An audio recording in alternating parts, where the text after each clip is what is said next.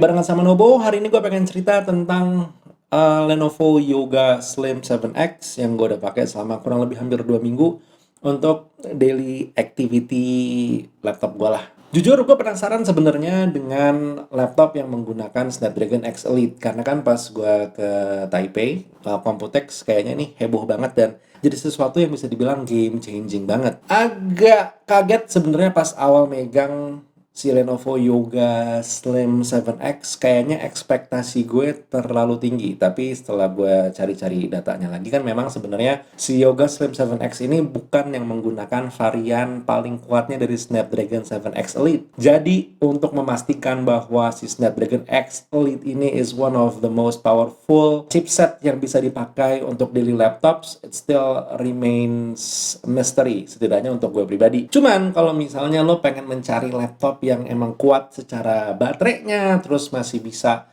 dipakai ini itu tanpa lagi yang terlalu parah, bisa gue menjadi advokat untuk Lenovo Yoga Slim 7X ini. Datang dengan dimensi yang sangat tipis, 12,9 mili, dan juga bobot yang sangat ringan, yaitu 1,28 kg. Lenovo Yoga Slim X ini jadi salah satu laptop yang fun to use, super portable lah. Pas lo buka laptopnya untuk melihat layar yang berukuran 14,5 inci, lo akan ditawarkan satu buah experience yang menyenangkan ya.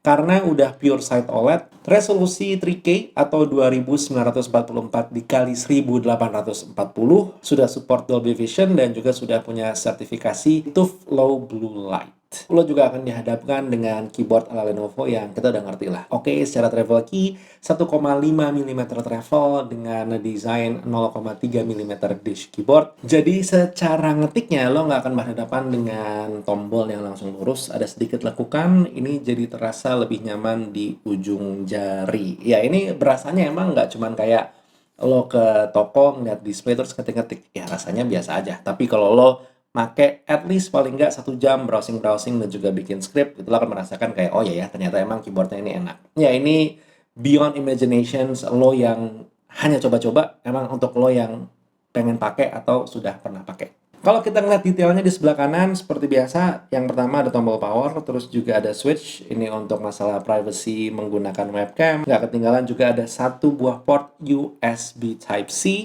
dengan spesifikasi USB 4 Gen 3, PD 3.1, dan juga DP 1.4.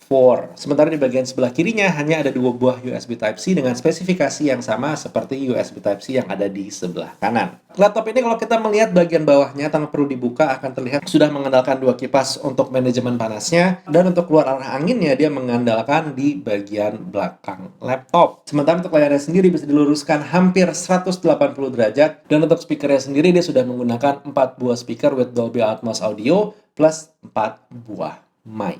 Kita coba ya pengambilan video ini pakai si Yoga Slim 7X. Kondisi ruangan gelap sebenarnya, lampu cuma satu. Ada fitur-fitur yang bisa dipakai. Seperti ini contohnya, ini adalah fitur framing. Jadi dia akan bergeser, harusnya mengikuti gue. I don't know what happened. Nah, dia geser ya. Dan yang menarik adalah lo kalau ngeliat gue ngeliat ke teleprompter terus-terusan, ngeliat ke sana terus-terusan ke apa namanya nih, kamera. Sebenarnya enggak, gue dari tadi itu matanya begini. Nih, dari tadi tuh ngeliat ke bawah. Tapi karena fitur eye contact ini gue nyalain ke standar ya, jadi mata gue ngeliatnya tiba-tiba berubah. Ini menarik sih. Nah, canggihnya adalah fitur ini semuanya itu dijalankan menggunakan NPU. Lihat, semuanya di saat ini kita lakuin, gerak-gerak segala macam. Yang naik itu ada di bagian sini.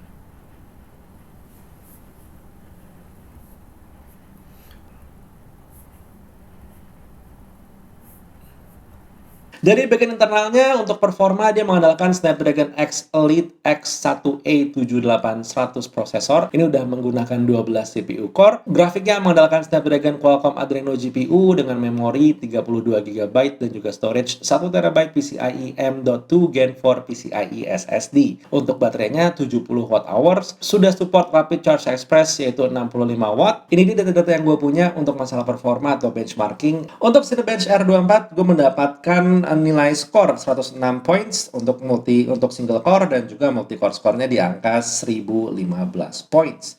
Nah, karena gue penasaran untuk mengcompare antara Snapdragon 7X dengan Intel Core Ultra 7, gue tidak bisa bilang ini adalah metode yang benar, tapi ya for the sake of penasaran, gue jajal akhirnya menjalankan Cinebench R23 ya. Ternyata untuk singlenya gue mendapatkan angka 1024, dengan multinya itu ada di angka 9601. Pengetesan ini dilakukan tanpa nyolok dan juga untuk laptopnya sendiri masuk dalam mode Eco. Sementara di saat gue coba ngetes menggunakan Geekbench 6, gue bisa mendapatkan single core-nya 2391, multi core score-nya 7476. Untuk OpenCL ada di angka 15417 dan Vulkan-nya ada di angka 18.340. Untuk Crystal D Smart, dia bisa membaca up to 5.172 MB dan write-nya 4.692. Untuk penggunaan harian, gue ngerasa aman-aman aja karena mostly kan kebanyakan browsing dan juga scripting, jadi tidak ada sesuatu yang aneh-aneh. Dan untuk editing file 4K H265 60 fps, CapCut rasanya masih kurang powerful karena masih ada kejet-kejetnya sesekali. Exporting time jatuhnya masih aman-aman aja. Dan tentu karena laptop ini udah ada sertifikasi untuk Copilot Plus, tentu ya kita jajal masukin prompt, nyari-nyari gambar, dan juga nyari ide buat tulisan. Gak ketinggalan jajal-jajal juga Co-Create di aplikasi Paint. Ya emang ini jatuhnya mungkin gimmicky dan juga main-main, tapi ya it is nice to have. Dan yang paling penting adalah menunggu kehadiran recall ya, karena menurut gue fitur ini walaupun ada kontroversinya, tapi sangat kepake kalau misalnya orangnya clumsy dan lupaan macam gue. Nah, pada akhirnya kalau ditanya apakah gue bisa menjawab rasa penasaran gue dengan Snapdragon X Elite devices, jawabannya enggak, karena ini belum yang paling powerful. Gue penasaran dengan yang bisa mainin Baldur's Gate 3, gue penasaran dengan yang itu. Ini gue coba main FIFA aja, rasa ngebukanya itu lama banget. Ya ujung-ujungnya sih masih bisa dipakai main, tapi tidak sesuai yang gue inginkan gitu kan. Tapi kalau pertanyaannya adalah gimana Vic, apakah device ini worth it buat dibeli? Gini, ini generasi pertama. Tapi untuk satu buah device dengan generasi pertama bisa dibilang performanya udah oke. Di luar pun juga banyak yang udah muji kok. Jadi kalau misalnya emang lo pengen untuk peruntukannya lebih ke yang penggunaan sehari-hari, chewing data dan segala macam, itu aman-aman aja. Tapi kalau misalnya pengguna lo nanti jatuhnya pengen lebih yang kayak editing video apa dan semua segala macam, kita tunggu deh ya varian yang lebih kuat dan juga lebih powerful dari yang satu ini. And that was it. That was the video for today. Yuk, kalau lo punya satu atau dua hal yang pengen lo ngomongin, tulis di kolom komentar. Kita ketemu di video berikutnya. Buat sekarang, Taufik undur diri. Assalamualaikum warahmatullahi wabarakatuh. Bye.